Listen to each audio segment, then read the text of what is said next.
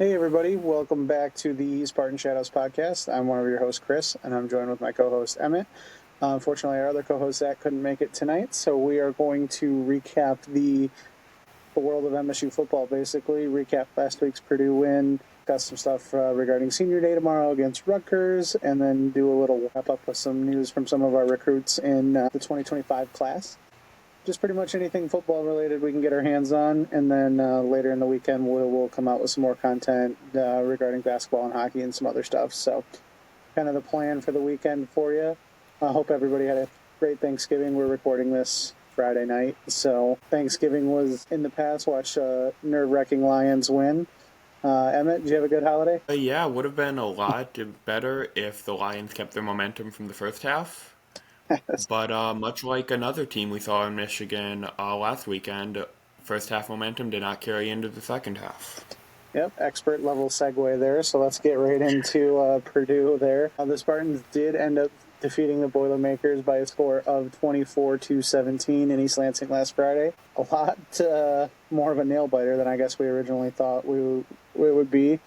The Spartans jumped out to a 24-3 lead at half, and like Emmett said, momentum kind of shifted, and we did not score another point in the second half, and kind of just held on for dear life, which was enough. Purdue only mustered 14 points in the second half. Timely defensive plays. Big shout out to Jordan Turner, leading to an electric moment in our group chat. But it was a hard-fought win and puts the Spartans at 5-6, one win away from bowl eligibility. So if they are able to hang on versus Rutgers tomorrow and get a win, we will be going bowling again for the first time in a couple of years, and you're one of Jonathan Smith. Congrats to the Spartans for that win. And then just quick notes on some stat performances, and I'll let Emmett give you a better deep dive as he was the man in the sky at the press box for us. Montori Foster, 4 catches for 59 yards and a touchdown. Kieran Lynch-Adams was our leading rusher with 85 yards rushing. Quarterback Aiden Childs went 15-31 for 159 yards passing with 2 touchdowns. Most importantly, no interceptions. Nate Carter had a pretty good game as well. So those are kind of my shout-outs of good performances, and we'll turn it over to Emmett with some more insight there. Yeah, one of the main standouts to me during the game, especially in that first half when the offense exploded for 24 points, was Montori Foster. With his touchdown and his receiving yards and his catches, he actually surpassed and set a new high for himself for season receptions, receiving yards, and tied his career total season high for touchdowns. So shout out to Montori. Nick Marsh had a pretty good game. Jerron Glover was, I believe, injured. We did not see him or senior defensive tackle Daquan Dowse the entire game, which were 2 things that stood out to me. Chris Bogle was able to help pressure the quarterback alongside Jordan Turner for the final offensive play Purdue got. Aiden Childs summed it up best of a first half where everything was clicking, and then the second half happened on offense, and it just seemed like we forgot how to play football. And frankly, it's an assessment I agree with. Another shout-out is Raquan Buckley blocking a field goal, which turned out to be huge for the Spartans, as it was a first-half field goal attempt. With that and a late Purdue drop with a wide-open man, no one within 15 yards, the Spartans could have lost that game, and it would be a very embarrassing loss. And considering the climate of Twitter towards Michigan State and Alan Haller, I would not have wanted to be on Twitter that week. Yeah, it would have led to a pretty quick recap on the podcast because that would have just been not a place we wanted to be. I do want to credit the game plan in the first half offensively. I think was exactly what we needed. We kind of mentioned in the preview, Purdue isn't a world beater of a team. I mean, they're now 1-10. It's not, we're playing Ohio State, Penn State, any of those teams.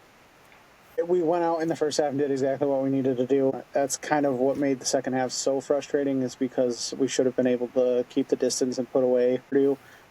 But we didn't. We let them get back in some points, some untimely penalties, some untimely just off-rhythm offense, and just big gains on defense, and let them creep right back in. So called for the stats to pretty much even out. MSU did lead in time of possession by about 5 minutes, but only the rushing yards.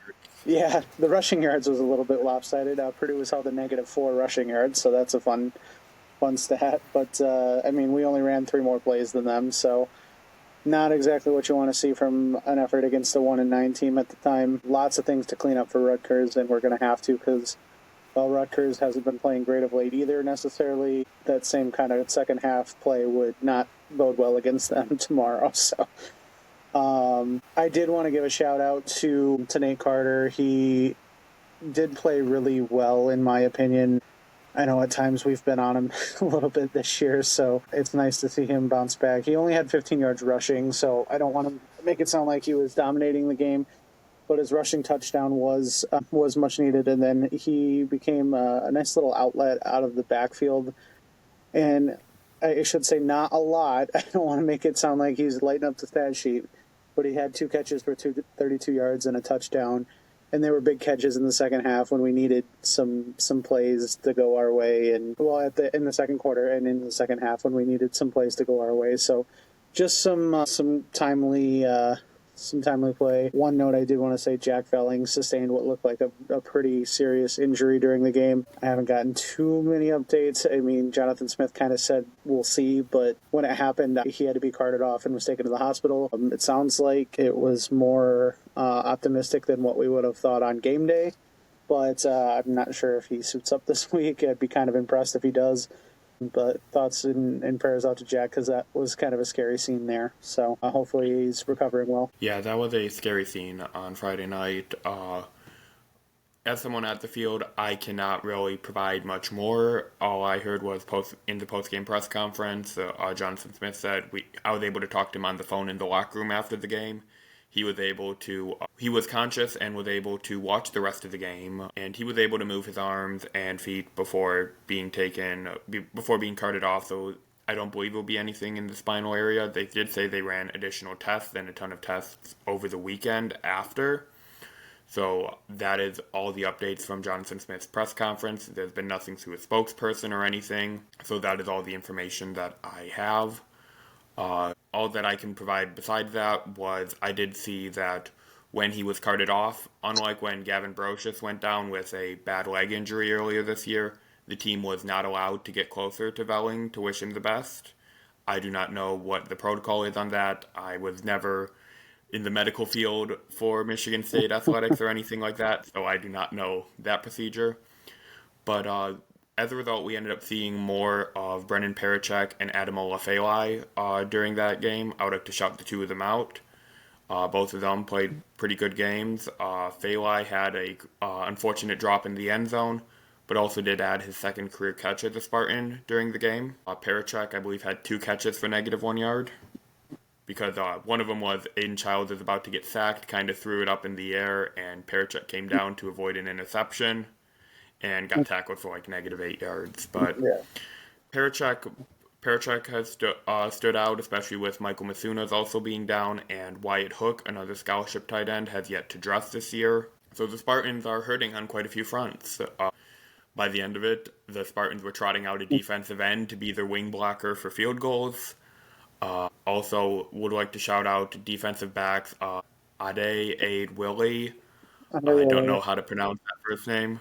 And then also Andrew Brinson IV, the true freshman. Brinson was called on in almost the entire second half after a 3rd and 22 conversion that was kind of a Hail Mary play where the Spartans could have batted it down and ended all Purdue hopes. After that, Willie was benched for Brinson.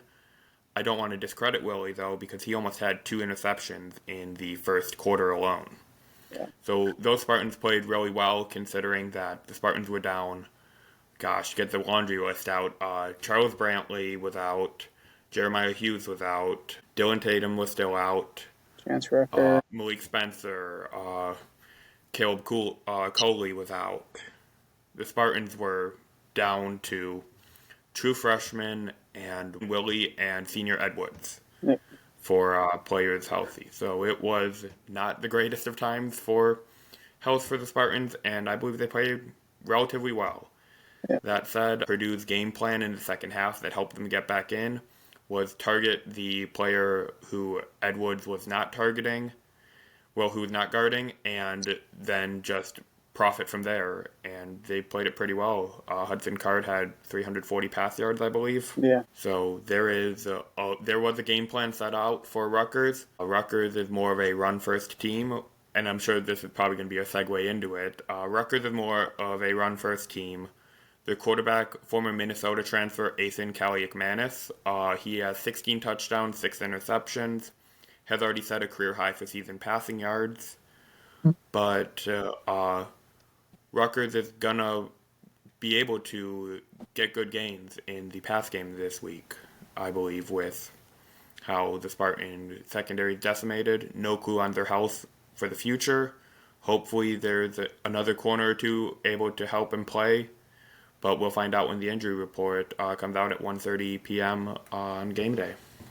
Yeah, before we fully turn the page to Rutgers, I did want to shout out Ed Woods, because that's another player who we've kind of had our, things to say about at times this year. But he really, being the number one corner option on last Friday, he really stepped up and played well. He had 7 tackles, 7 solo tackles, 2 assisted tackles, I believe, and he really took away, half the field and was not targeted a whole lot, and when he was, he stepped up. So credit to Ed Woods. I thought he played really well. But yeah, like you said, hopefully we get some bodies back, because we just depth. I mean, the players did what they could who did play, but especially on the second half when Purdue's offense seemed to be on the field for double what MSU's, offense was, and you're just getting tired. So just some bodies to kind of get some fresh legs in and out at times would be great. But if Chuck could come back and play, that'd be great. I don't know necessarily that He was ruled out for the season. Was actually on the injury report. Yeah. Okay, yeah. So I wasn't sure if he was going to miss or not, but so yeah, we'll see. Nice next man up mentality, I guess. But we'll see what comes of that. So on to Rutgers. The 3:30 kickoff tomorrow at Spartan Stadium. MSU is actually favored somehow. They're favored by 1.5 points against Rutgers.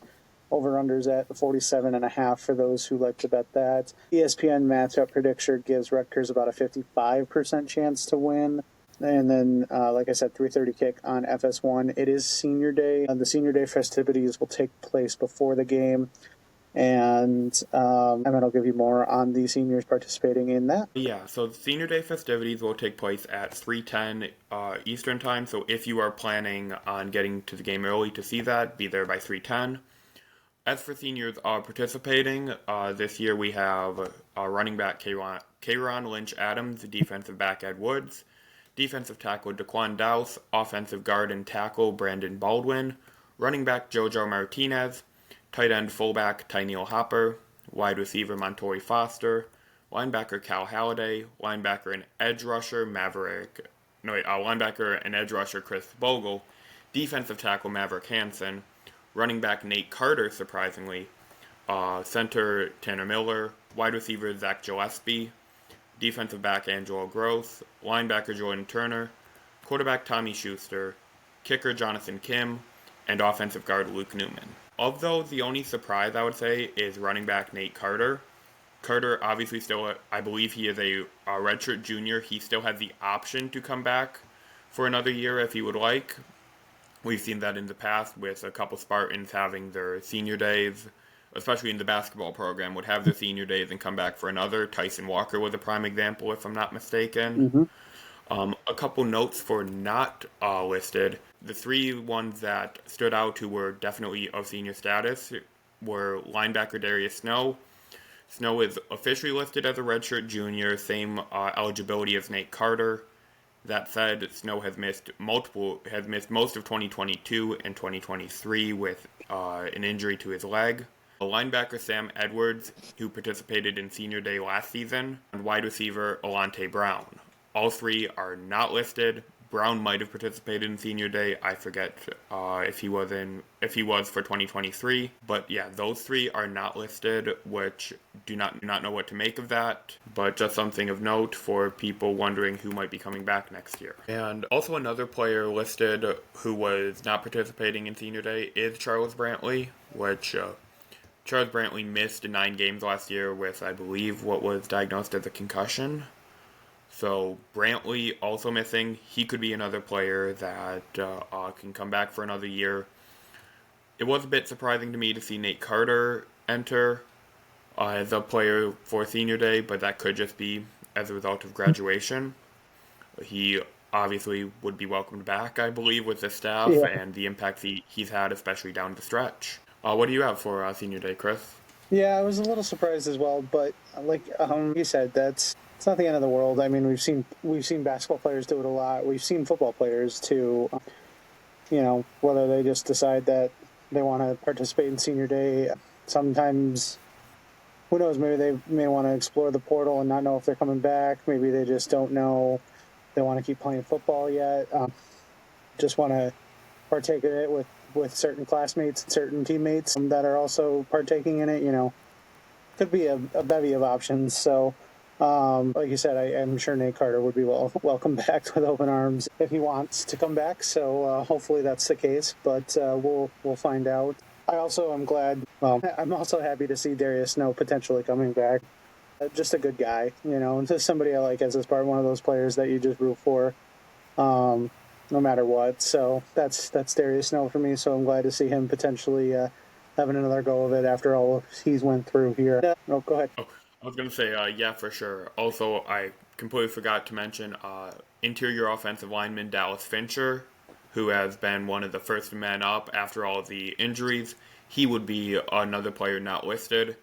Not sure if he participated in senior day last year, but with the other three starting interior offensive linemen all listed as participating in senior day activities for the Spartans, that is definitely something of note in my opinion. Yeah. What were you about to say, Chris? Oh no, that's I mean that was kind of similar to what I was saying, just kind of a roundup.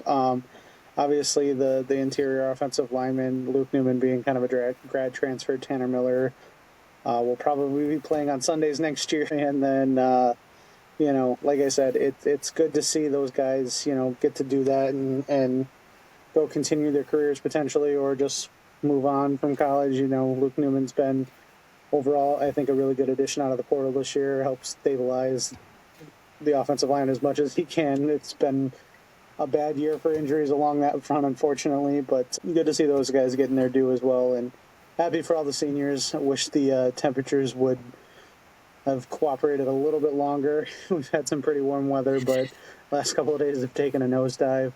I can probably take the blame for that. I'm getting married next weekend, and my relatives from Arizona just got in.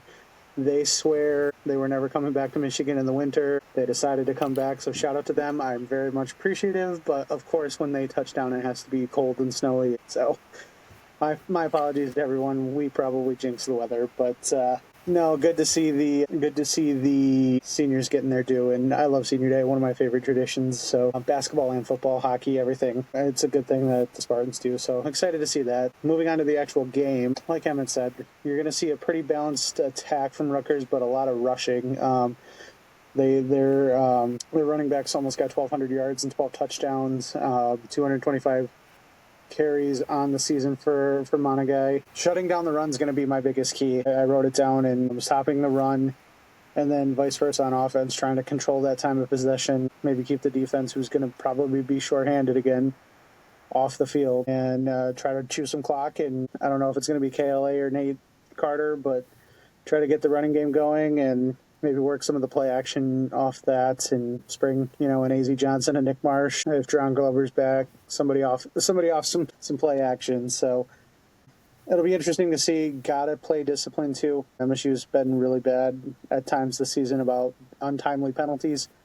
Can't have those against Rutgers either. So we'll see how much it cleans up. But fighting for that last win to get bowl eligible is a pretty big thing to fight for. Home game. We'll have the home crowd there. So hopefully it's enough for a recipe for success. Yeah, my main concern is also the run game, obviously, but additionally the passing game of Rutgers can't be overlooked. With the Spartans potentially out, all except the second corner, could be a very rough game if someone like Andrew Brinson or Ade Willie do not step up. Andrew Gross also, he will be participating in senior day. Could be a great game for him to I know he's been a player that the fan base has gotten mad at a lot. Would be a great time for him to have a redemption game and really put that final exclamation mark on his career here at MSU. I did get to watch this Rutgers team play against Minnesota a couple weeks back before two untimely fumbles, and the wheels kind of fell off the bus for them. They went from up by, I believe, 3 points to losing by 10 in about 2 minutes of game time. So they are not necessarily the best in terms of holding on to the ball and not making the bad play. And that's something the Spartans can look to capitalize on, but that's also something that the Spartans have struggled with, is making that bad play. When Chris and I were looking at stats before this game, I had commented to him that this team on paper looks a lot like Purdue in terms of they don't have a dominant edge rusher. Their leading sack getter has 3.5 sacks through 11 games. I would say they have a better offensive line, and maybe not necessarily a better running back than Devin Mockabee. Monungai, though, I would say he and Mockabee I would both put in my top 7, top 5 running backs in the Big Ten Conference. So it is going to be a game of who can stop the run and who can commit either less or not commit the untimely turnover. Yeah, yep, that's going to be a big thing to follow. Rutgers has had some, I don't know, it seems like kind of, I guess, some up and down play. They somehow got to avoid the big hitters of the Big Ten this year on their schedule, so we haven't really had them see like a super tough test.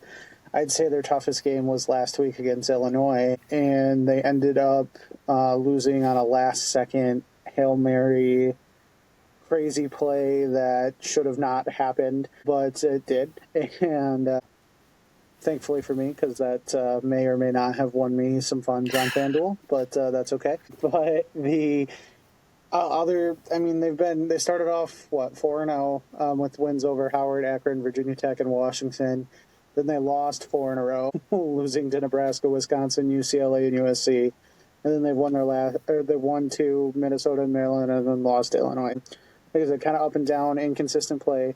Like Emmett said, untimely turnovers has been a real bugaboo. They've had some games where they just can't get a rhythm offensively, and it showed, with the exception, Monagai's had some games where he's completely went off. I think his lowest rushing output this season, if I'm just quick looking at this, is 72 yards rushing in his worst game. So, and that was against Wisconsin. So, they're going to, like Evan said, because we're so short-handed at corner, you can see some probably big passing stats at some point, but everything offensively that Rutgers likes to do with Greg Schiano is run the ball, so you'll see a heavy dose of that too. So if MSU can try to scheme up and maybe Joe Rossi can shut one of those aspects down, it might help a lot. So, but yeah, that's kind of the main focus I have. It's hard to kind of predict and game plan without knowing who's in, and we're just so short-handed. I'm starting to get the Lions vibes and just players going down left and right. So if you're on campus tomorrow, you may be able to get some reps at corner if you got some eligibility, show up at Spartan Stadium. Also offensive line potentially. So it's just, it's kind of, hopefully, you next man up, you can squeak out a win. Then maybe you get a couple weeks to get a little healthier, get some extra practices, and get to go to a bowl game. So that'd be nice. Bowl games are huge just for the simple fact that you get some more extra practices for the young guys, some team camaraderie. It's a fun trip for the players, all that sort of thing. So obviously something we want to look forward to. I don't know who would play, where we'd go, but maybe it's a local one and Spartan fans can travel. Spartan fans will travel wherever it is because that's just what they do. But maybe we'll get lucky and either stay local or get some nice destination to go to or something like that. Get a beach somewhere to go visit. So when I was looking at bowl projections, 4 of 5 sites, I believe, had the Spartans winning against Rutgers for their senior day and making a bowl game. And of that, the sites had listed the bowl game in Detroit. I know it was the Quick Lane Bowl and the Motor City Bowl. I don't know what it is now. I know it's a new sponsor they're breaking in for this year. So that would be nice for the Spartans. They don't have the negative of a long travel or changing time zones. So that would always be nice. And then their bowl opponent varied. It was anyone from Toledo to Miami, Ohio to Buffalo. And I believe all of whom, maybe not Toledo, but the other two I know have former Spartans on the roster. So it would be good for those guys to get to give their all against their former program. So it'll be a nice storyline to watch that we would get into more around bowl week if the Spartans win tomorrow and get to have that. I know it won't happen. If we go to the Quick Lane Bowl, it'll end up being a MAC team, I'm sure of it. But wouldn't it just be something to get Michigan in the Quick Lane Bowl? Wouldn't that be kind of crazy? Get the Ford Field game against Michigan. It would never happen, but man, if they wanted to make some money, that would do it. That would do it. That would be nice, but I think the MAC has too many eligible teams this year They do. For the Big Ten to try to siphon another spot. But just for vibes. Hey, hear me out here. My bold one was just for vibes. Auburn wins and Michigan State plays Peyton Thorne in its final game if they can beat Alabama in the Iron Bowl, if we're talking hypotheticals here. That'd be cool too. There's a lot of Michigan State connections around now. This is what the transfer portal day and age will bring you, is you'll end up seeing bowl matchups with a lot of former players going against each other, maybe former coaches going up. You'll see a little bit more. So interesting storylines for sure. I don't know if it would be possible, but I've seen some people on the Twitter sphere talking about somehow LSU drawing a Michigan team if they, get some kind of like one of those bowl games that's like features a good team and a not so good team, but LSU drawing Michigan and trying to exact revenge for the Bryce Underwood saga. That would be interesting. But yeah, bowl season's always fun. If we do end up winning and getting bowl eligible, not to get ahead of ourselves, there's some fun things we could do bowl week with that. Friend of the program, Matt Seibert, always hyped up his bowl trips when he was a Spartan and the fun of that. So maybe we can do something about a bowl game and bowl week and get some insight from him, or just kind of some of the things you don't see about bowl weeks, traveling to these destinations. I know when we were in the Peach Bowl a couple years ago, they highlighted, Peyton Thornton, Jaden Reed, and all the players having to do like trivia contests against the Pitt players and basketball games and other stuff. Yeah, so just fun little competitions and stuff like that you get to do, and like you said, travel, get to maybe go to a city you've never been to. So the biggest thing for teams, extra practice. All of the freshmen we've had playing this year, you get 2 more weeks of practice, 3 more weeks of practices, get to have extra reps, learn more, work with the staff more. And so it'd be great for Jonathan Smith to help build going into year 2, that's for sure. Also could help in recruiting, just to say, hey, we've already been to a bowl game and we're going up from here, so let's go. Yeah, for sure. Would be nice to get to head out with a bowl game, especially for the seniors. These seniors, their last bowl game was that Peach Bowl that Chris mentioned earlier, so it'll be great for them to get to end their careers going to one last bowl game, one last trip for the Spartans. Definitely hope that they get to do that. Would not mind it being local to me in Detroit. Would be a lot easier of a drive. Wouldn't have to pay as much in postage, so could not complain about that. Yes, But yeah, be easier logistically for us to get Emmett to the bowl game if it's in Detroit. Oh yeah, cannot complain about that. But yeah, all of this is hypothetical. At the end of the day, the Spartans need to go out and execute against Rutgers. So that said, Chris, who do you have winning that game? What's the score, and who's the first touchdown for the Spartans? Well, I hate to be the one that just ruins the vibe check, but I do think Rutgers is going to pull this game out. I hope I'm wrong. I really hope I'm wrong. I'm rooting to be wrong. I would not be happier if I was wrong, but I think it might still be close. I'm going to put it around 24-20 Rutgers, somewhere around there. I'll give my first MSU touchdown to Pete. Pick a senior. That's my advice. It's the senior day. Who's coming out big? That's a good idea. That is a good idea. Unfortunately, Ben Johnson isn't the offensive coordinator, so I can't call like a Tanner Miller screen pass somehow or some craziness. No, hopefully it is a senior. I still think I'm gonna go with I'm gonna end this season how I started it. Aiden Childs rushing touchdown. I feel like that's only fitting since it got off on the right foot. Let's end on the right foot. Hopefully that'll spur to a win because I think if Aiden can use his legs a lot, that actually is a really good sign for us. We'll go Aiden Childs rushing touchdown. What about you, Emmett? I refuse to be held down by the negative people in this room. I'm going to say that you're going to see the Spartans win. I'm not entirely confident in it, but I hope that with that one extra day of a bye week, one extra bye day, the Spartans are able to heal up more. Obviously wishful thinking, but I would say MSU wins 24, and then Rutgers, I'll say 17. We're just going to repeat last week. And first touchdown, gosh, it's tough between... I have the three seniors in mind who I want to give that touchdown to. I'll say give me Montori Foster again. He didn't lead me astray last time. I was right on that prediction. This time, if Montori gets the touchdown, it would set a new season high for touchdowns for him. So hopefully that can get accomplished for Montori on his final game in Spartan Stadium. Montori was going to be my pick if I did go with the seniors, so I can't fault that. But yeah, that's the preview for the game. I feel like I got to be the one to go a little negative because when we all agree on this show, it normally doesn't work out very well. So maybe since we're both picking on opposite ends, that'll be a good sign for MSU. So, that being said, that's about all we have. I did want to just mention a couple things in the recruiting realm. Class of 2025 players that are already committed and expected to sign with MSU next week. I guess we'll say that because not all of our classes is locked in as these guys have made it known to be. I did want to shout out, there are 3 MSU signees and a potential 4th who's considering MSU that play for Orchard Lake St. Mary's. They won the Division II state championship in Michigan tonight. So congratulations to Bryson Williams, Jaden Savory, Charles White, and potential MSU commit Antonio Johnson. Congratulations on the state championship for you guys. Well-deserved. They were a dominant team all year. And then a shout-out to, not in the state of Michigan, but MSU 2025 so far commit wide receiver Braden Collier.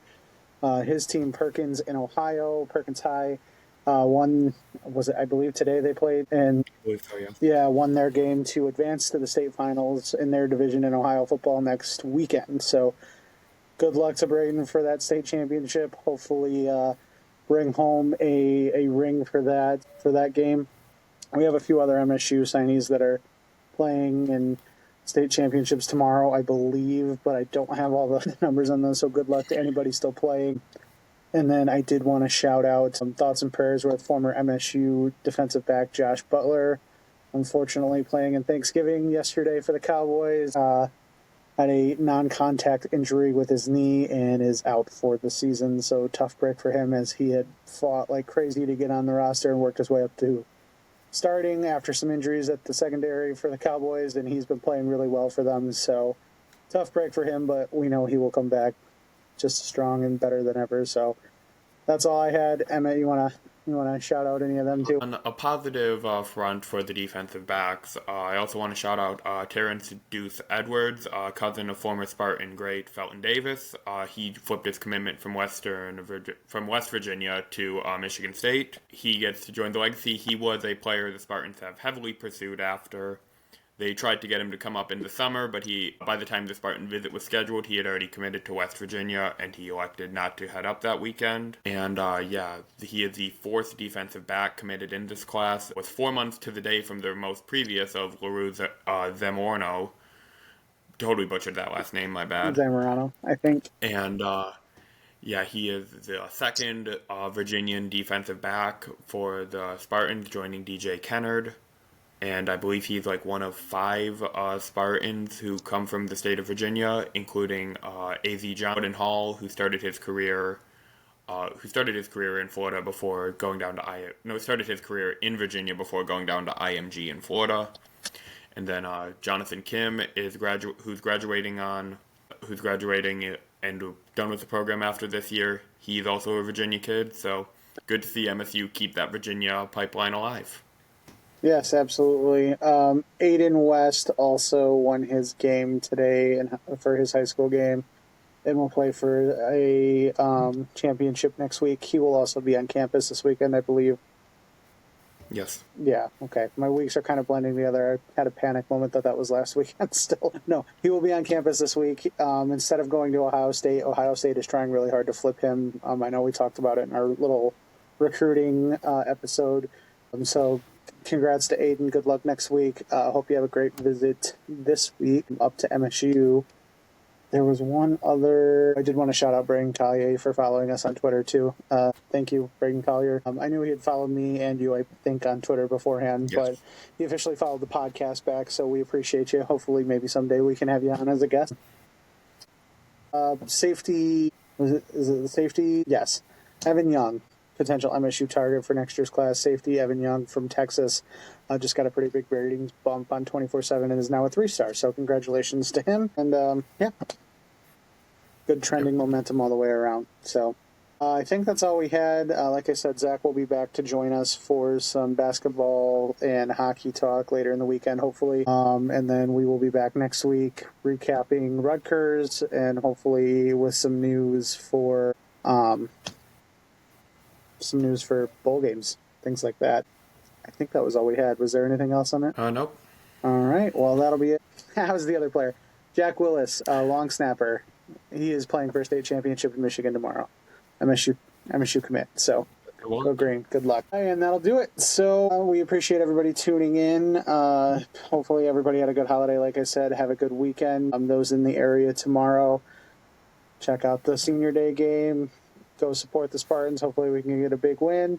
Also, MSU hockey against Lindenwood Sunday at Munn. So we appreciate everybody for following, listening, and if you have any questions, email us, follow us on the socials, hit us up there. And Emmett will be live tomorrow from the press box, so follow him and check out his updates. So that all being said, we appreciate you guys. Have a great rest of your weekend, and go green. All right.